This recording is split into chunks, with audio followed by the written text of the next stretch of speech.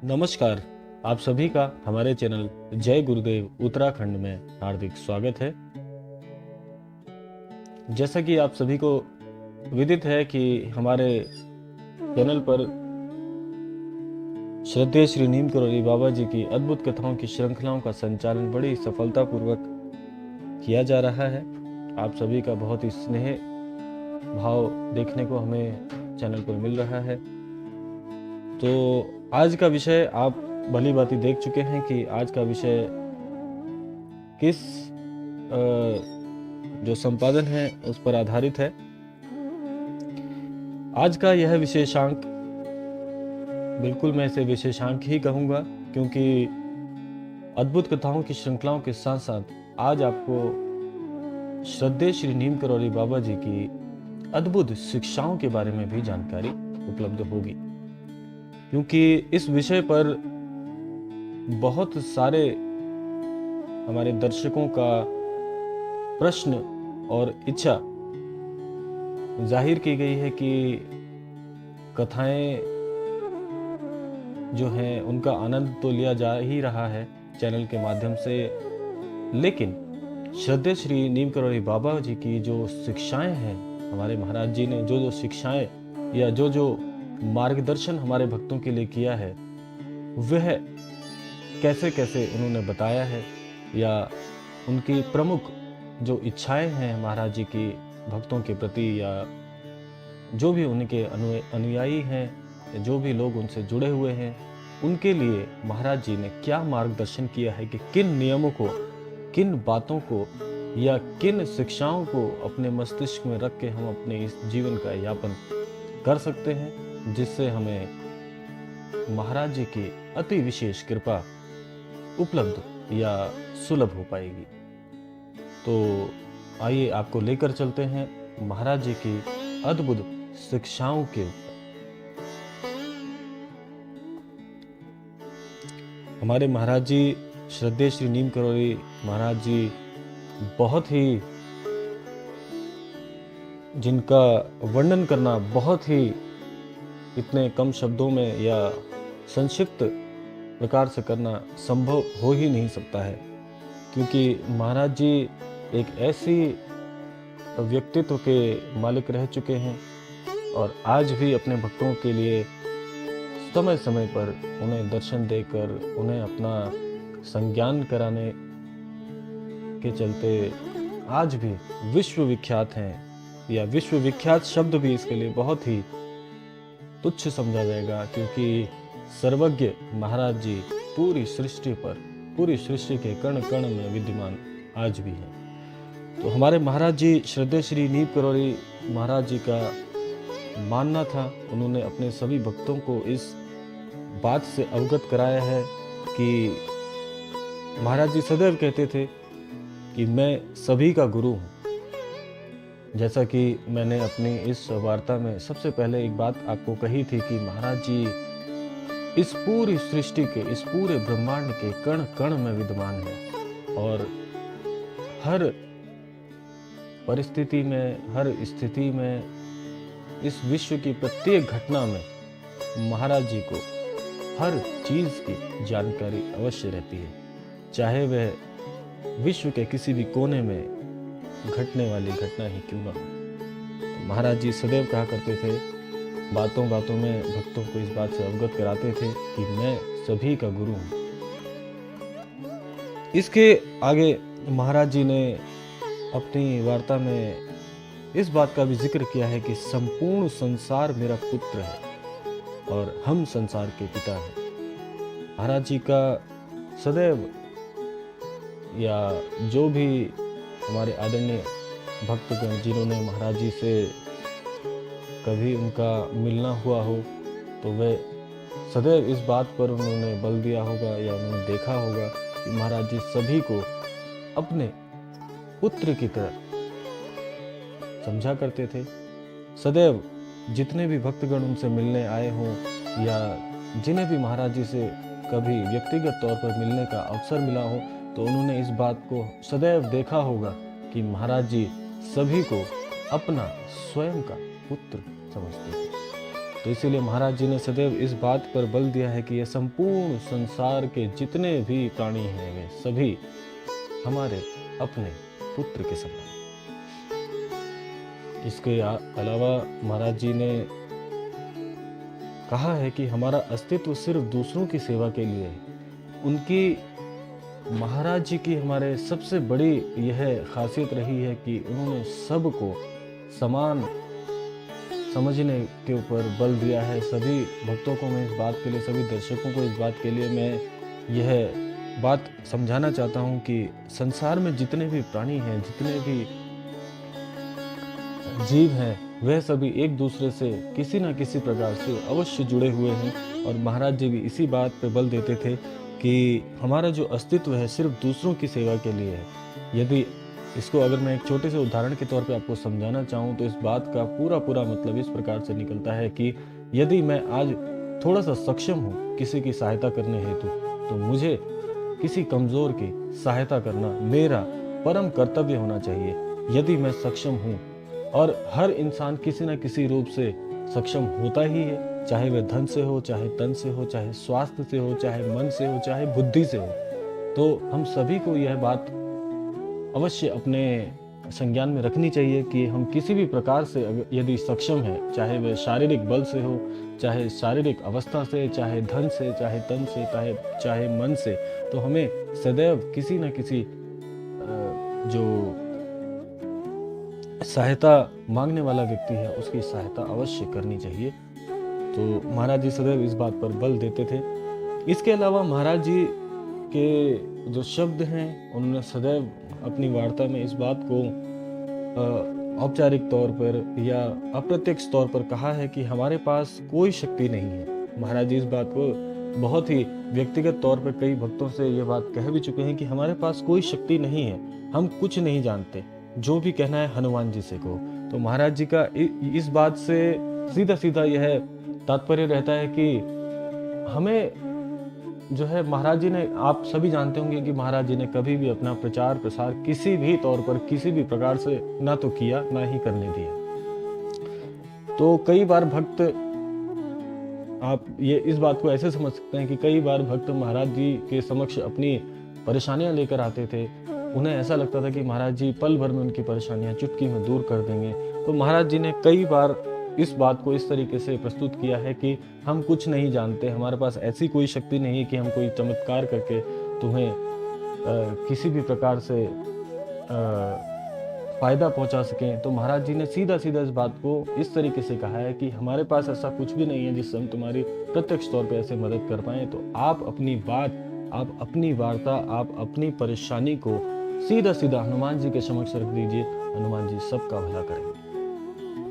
तो इस प्रकार महाराज जी ने अपने कई बार जो उनके भक्तों से मुलाकात हुई है उस पर इस तरीके से महाराज जी ने कहा है। इसके अलावा महाराज जी ने कहा है कि हम सिर्फ हृदय परिवर्तित करते हैं, और इस छोटी से वाक्य में कि हम सिर्फ हृदय परिवर्तित करते हैं, इस छोटे से वाक्य में सारी सृष्टि का सार छुपा हुआ है, यदि आप इस बात को समझें। क्योंकि यदि किसी इंसान का हृदय ही परिवर्तित हो जाए, यानी कि ऐसा कोई व्यक्ति जो शुरू से नास्तिक रहा हो, एक उदाहरण के तौर पे मैं आपको समझाना चाह रहा हूँ कि यदि कोई भी व्यक्ति जो कि नास्तिक रहा हो, अगर उसका हृदय परिवर्तित करके उसकी आस्था को जगा दिया जाए, तो उस पूरे इंसान का, उस पूरे भक्त का पूरा जीवन ही परिवर्तन में, या परिवर्तन उसके जीवन में आ जाता है। तो इस छोटे से वाक्य में ही सारा सार छुपा हुआ है, आप इसको अच्छी तरह से समझ सकते हैं। इसके अलावा महाराज जी ने एक संत की नज़र, उन्होंने, महाराज जी ने इस बात को कहा है, उनका, महाराज जी का मानना था कि एक संत की नज़र सदैव उसके अनंत ध्यान में या प्रभु चिंतन में केंद्रित रहती है। यानी कि एक संत के मस्तिष्क में सदैव ईश्वर की छवि बनी रहती है। इस सृष्टि के पार एक संत तभी नजर आता है क्योंकि वह संत सदैव ईश्वर की उस छवि को अंतर मन में निहारता रहता है, तो उसका मन कभी भी ईश्वर की छवि से हटता ही नहीं है। चाहे यदि वह एक पल भी इससे दूर होता है तो वह अपनी पवित्रता खो देता है, ऐसा महाराज जी का मानना है। क्योंकि यदि कोई संत जो कि किसी प्रकार से भी ईश्वर से अगर जुड़ा हो तो वो सदैव, एक संत का उन्होंने यह अनुभव कराया है कि एक संत सदैव अपने प्रभु की भक्ति में ही लीन रहता है। उस संत के मन में सदैव ईश्वर की छवि बनी रहती है और उसका ध्यान कभी भी इसके इर्द गिर्द नहीं भटकता। और यदि ऐसा कभी होता है तो वह अपने संतत्व को किसी भी प्रकार से खतरे में लेकर आ सकता है। तो एक संत की परिभाषा महाराज जी ने बहुत ही एक अलग ही प्रकार से उन्होंने इस चीज़ को व्यवस्थित करके बताया।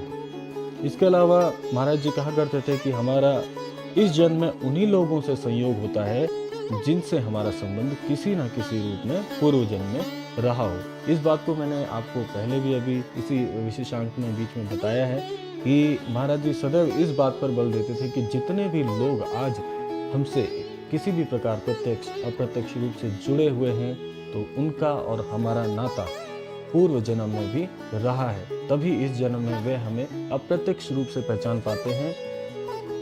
तो यह बात महाराज जी ने बड़ी ही सुंदरता के साथ बताई है। और इस संयोग की एक अज्ञात पर निश्चित अवधि होती है, अंत में वियोग हो जाता है। इस बात को आप सभी जानते हैं कि जो भी लोग आज हमारे इस जीवन में हमसे जुड़े हुए हैं, एक निश्चित अवधि के पश्चात सभी को ईश्वर के धाम जाना होता है।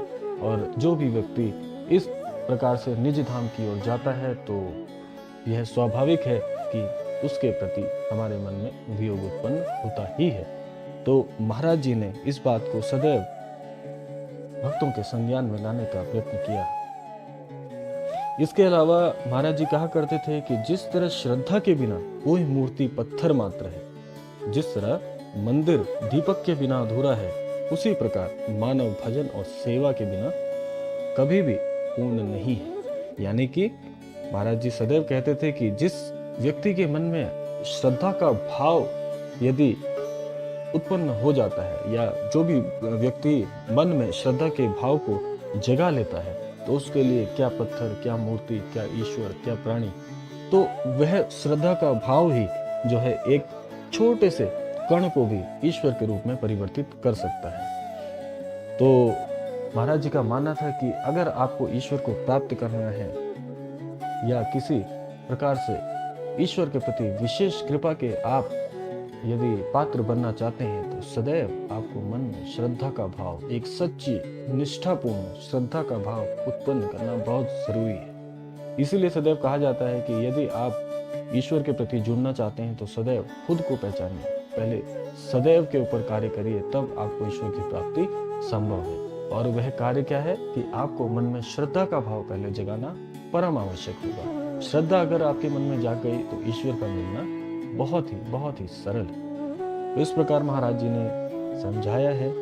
इसके अलावा महाराज जी कुछ और कथन है जो जीवन में बहुत महत्वपूर्ण स्थान रखते हैं, जैसे कि सत्य की खोज में मोह सबसे बड़ी बाधा है। यदि आप जीवन में एक परम, आप ये मान सकते हैं कि जीवन में अगर आप किसी परम शिखर को पाना चाहते हैं, यदि आप इस जीवन को समझना चाहते हैं, तो सदैव आपको मोह रूपी बंधनों से दूर रहना पड़ेगा। और यह बात आपने प्राय सुनी भी होगी कि जो त्याग शब्द का इस्तेमाल किया गया है, वह त्याग क्या है? मोह का त्याग। इसीलिए आपने देखा होगा कि बहुत से संत ऐसे हैं जिन्होंने अपने परिवार को त्याग करके ईश्वर को पाने का प्रयास किया और वो इसमें सफल भी हुए हैं। यहाँ पे मोह शब्द जो है वह जीवन के सभी, जो भी आप ये समझ सकते हैं कि जीवन में जो भी क्षणभंगुर प्रकार की वस्तुएं हैं, उनका त्याग, मोह, सब आपको अपने से अलग करना होगा, तभी आप सत्य की खोज में आगे बढ़ सकते हैं। इसके अलावा महाराज जी का कहना था कि काम,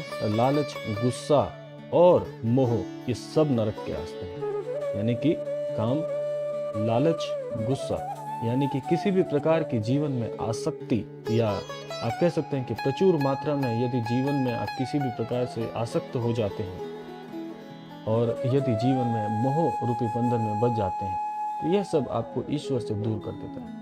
क्योंकि किसी भी प्रकार की अधिकता, आसक्ता, यह सब आपके जीवन में पतन का ही कारण बनती है। इस प्रकार महाराज जी ने समझाया है।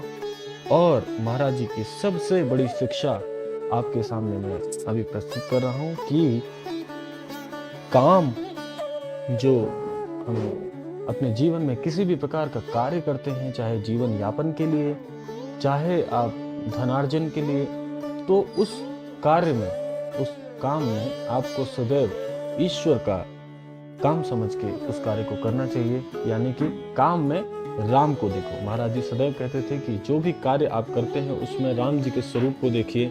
आप यह सोचिए कि आप राम जी की सेवा कर रहे हैं, तो आपका कार्य सदैव अग्रसर रहेगा। आप जीवन में उस कार्य में अवश्य सफलता प्राप्त करेंगे।